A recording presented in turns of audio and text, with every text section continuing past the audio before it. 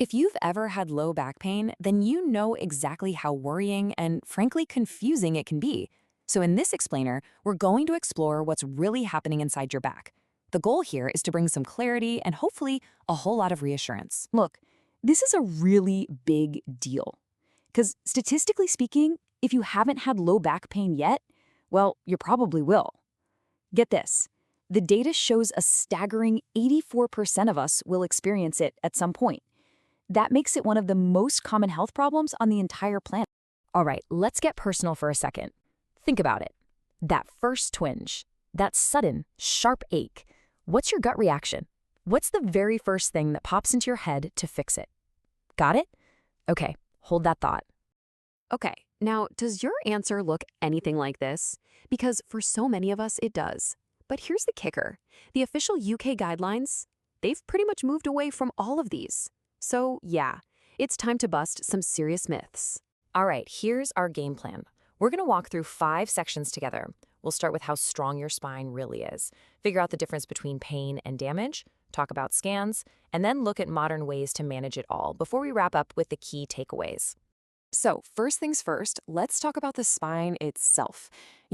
There's this really common idea that our backs are super fragile. And honestly, that belief can sometimes get in the way of getting better. I mean, we all use phrases like, oh, my back went out, or I've got a slipped disc. That kind of language, it paints this picture of something delicate, something that can break easily. And it's a totally understandable fear, but the reality, it's actually quite different. The truth is, your spine is an amazing piece of natural engineering. It's made of really strong bones, tough and adaptable discs that work like little shock absorbers, and it's all held together by this web of powerful ligaments and layers of supportive muscles. It's not some fragile stick. It's a dynamic, robust structure that's literally designed for a lifetime of bending, twisting, and lifting. Okay, so if the back is so strong, why on earth does it hurt so much sometimes? Well, that brings us to a really important idea. The crucial difference between feeling pain and having actual damage. This right here is the question that causes so much worry, isn't it? We automatically think that the amount of pain we feel must be directly related to the amount of harm in our body. But is that really true? The best way to think about pain is like your body's alarm system. Its number one job is to get your attention and protect you. But just like a smoke alarm that sometimes goes off just from a piece of burnt toast, your pain alarm can become overly sensitive. It's still trying to do its job, protect you, but its volume might just be turned up way too high for the actual situation. And lots of things can turn up that volume. It's not just about physical stuff. Things like stress, being really worried about the pain itself, feeling a bit down, or even just having a few nights of bad sleep, all of these can make that alarm system way more sensitive. So the big point here is that your pain level is influenced by your whole life, not just what's physically going on in your back. Let this one sink in for a minute because it's so important. Hurt doesn't always mean harm. Just because something hurts, it doesn't automatically mean that something is being damaged. This is one of the most powerful and, I think, reassuring ideas in modern pain science. Now, if we accept that hurt doesn't always equal harm, that naturally leads us to our next big topic, scans. MRIs, X-rays, a lot of us think that a scan will finally give us the answer for our pain, but the story is a bit more complicated than that. This might come as a real surprise, but major healthcare guidelines, like the ones from the UK's National Institute for Health and Care Excellence, actually recommend against getting routine scans for low back pain. And there's a really, really good reason for this.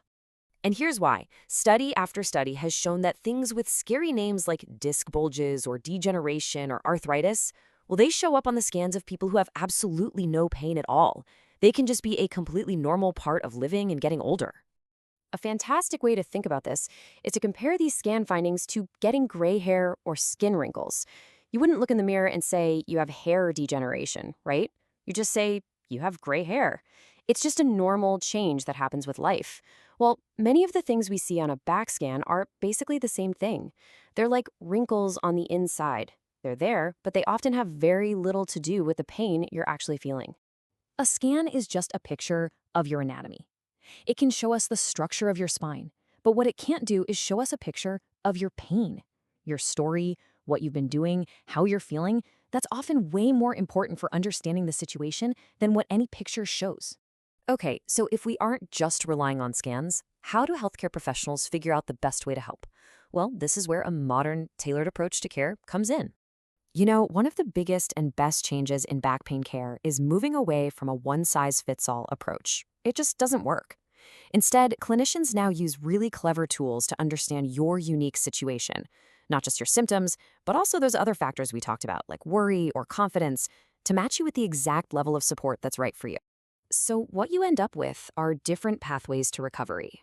For a lot of people, all they really need is some good information, some reassurance, and advice to stay active. For others, a structured exercise program might be just the ticket. And for people who have bigger obstacles, like a lot of fear about moving, their care might combine physical and psychological approaches to help them build confidence and get going again.